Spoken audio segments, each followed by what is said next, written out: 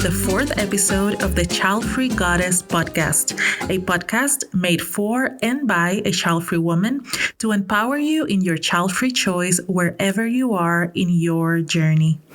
My name is Wilmarie Hernandez. I'm a transformational life coach for child-free women, creator of the Instagram community Life Without Kids, the Kid-Free Blueprint, the Child-Free Women's Circle community in Discord, and the Child-Free Sisterhood Group program.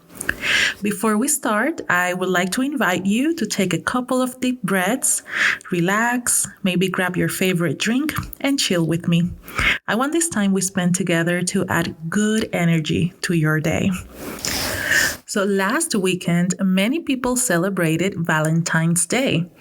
And the truth is that even if you don't care for it, because it is a commercialized holiday, there is a collective energy of love and romance in the air. So in today's episode, I want to share with you my child-free love story. To me, celebrating child-free love stories, including mine, is so important because I grew up thinking that this wasn't possible. Growing up, I always said I didn't want to have kids or get married when I grew up.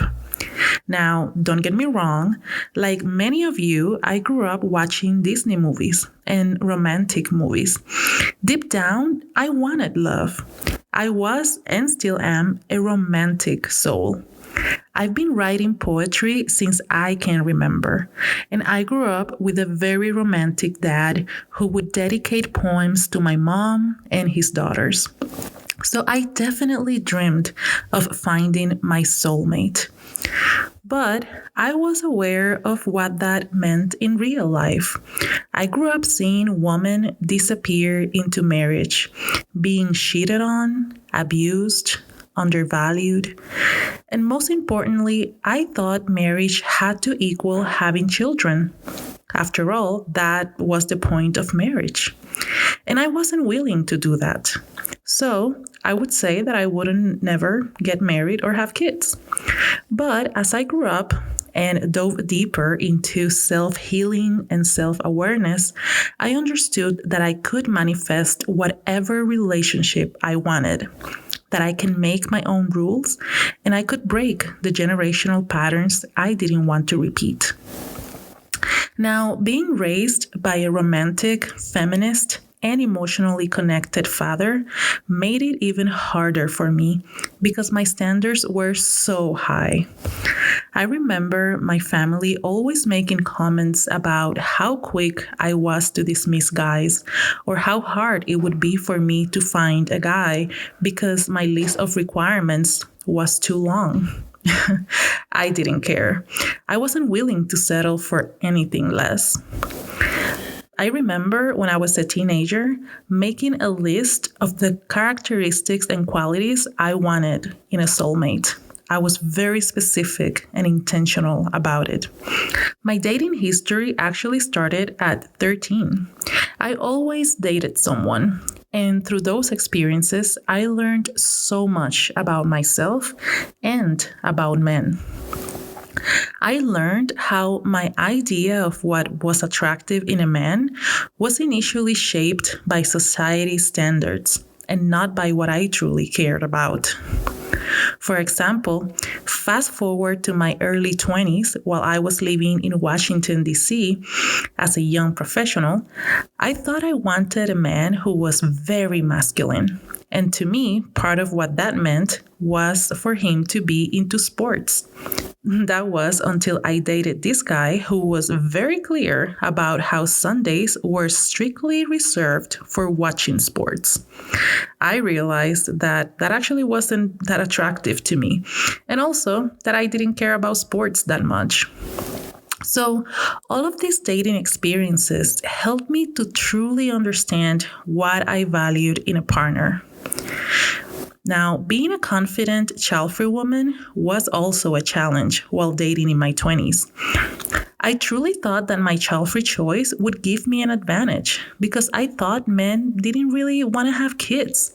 I thought they didn't want the responsibility and that they rather had fun But I was so wrong. Turns out that the vast majority of men actually wanted to have kids in the future. So whenever I would share my choice of remaining child-free, the tone of the relationship would change. All of a sudden, I wasn't long-term or marriage material. It was very disheartening to realize this, but that was a change I wasn't willing to make. After years of dating, I accepted that I might stay single forever, and I was 100% okay with that. I could picture my life being successful, traveling the world, and building a healthy social life as a single woman. I made that conscious choice in 2013, right after graduating from my master's. I even started planning some solo trips and some trips with my girlfriends.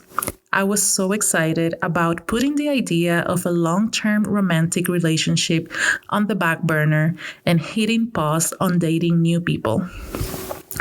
By this time, I had been using dating apps for years, and I love them. I truly have fun dating and meeting new people. Being in Washington, D.C. as a young professional woman was so exciting because of the cultural and racial diversity the city offered. I literally tasted the rainbow. And yes, it was delicious.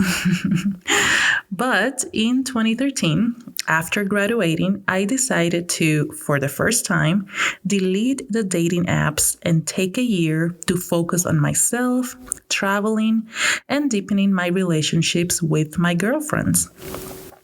But right before deleting the app, I decided to give it one last chance. At that time, I was mainly using a free app called OkCupid. This app had a lot of filters you could use when searching. The filters were very specific. They would go from location, age, height, education level, religion, all the way to the zodiac sign. But I remember I would usually use only a couple of filters that I considered the most important ones, since I didn't really want to narrow my possibilities that much. But this time, as I was getting ready to delete the app, I decided to, for the first time, use every single filter. Income level, smoking preferences, whether they wanted to have kids or not, and even the zodiac sign. I remember selecting Taurus because I had read somewhere that it was a compatible sign for me, but I had never dated any Taurus that I knew of. When I was done with that long list of filters, I hit search and Ryan's profile came up. As usual, the first thing I noticed was his photo, and I was surprised by how much I liked it. I clicked to read his profile, and I remember this feeling of, is this real? Everything he wrote and the way he wrote it was exactly made for me. I sent him a message and the rest is history, really. We talked on the phone for like a week before we met in person. And our first date was at a sushi restaurant where we talked for 4 hours nonstop and finished a whole bottle of wine. 3 years later, we moved in together. 2 years after that, he proposed at the top of Machu Picchu in Peru. And 4 years later, we got married at a child-free wedding by the ocean and surrounded by so much love. Before getting married, we had decided to make our child-free choice permanent by getting a vasectomy. We also realized that our child-free choice meant that we didn't have to live the life most people live. We didn't have to save so much money for somebody else's college. So we decided to sell everything we owned and go travel the world. That was 4 years ago, and we are still traveling. While I love my child-free love story and the beautiful relationship we have built together, what I love the most about it is that it truly is about two people who decided to know themselves first, to trust themselves, to be honest, and to believe that love and marriage can look different than what they've seen. We decided to make our own rules and prioritize our individual happiness above all. We choose to be together not because we have to or because we have children, but because we love each other. We make each other better, and we share the same morals and values. Together, we create a new reality and a new possibility our ancestors could only dream of.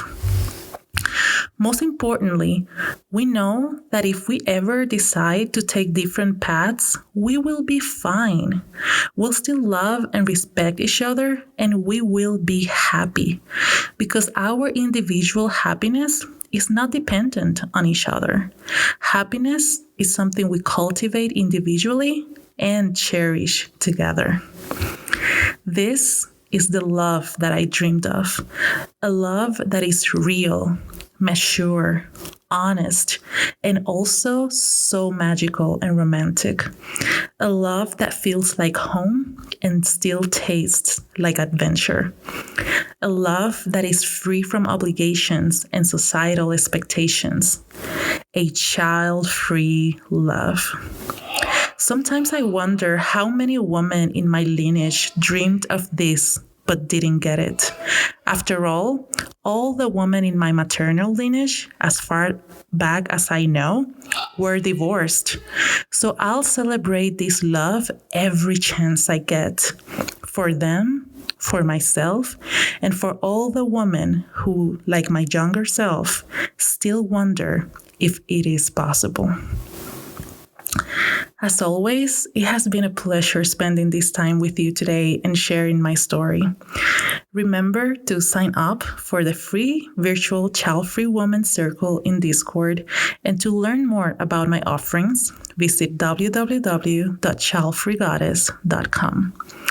Now let's take a deep breath as we say goodbye. And I hope you take some time this week to celebrate love in all its forms. And remember, before going to bed, write yourself a love note, listing one thing you did today you want to thank yourself for, and one thing you want to forgive yourself for. Remember that sisterhood starts within, and you deserve to receive the love you so selflessly give to everything around you. Until next time, Goddess.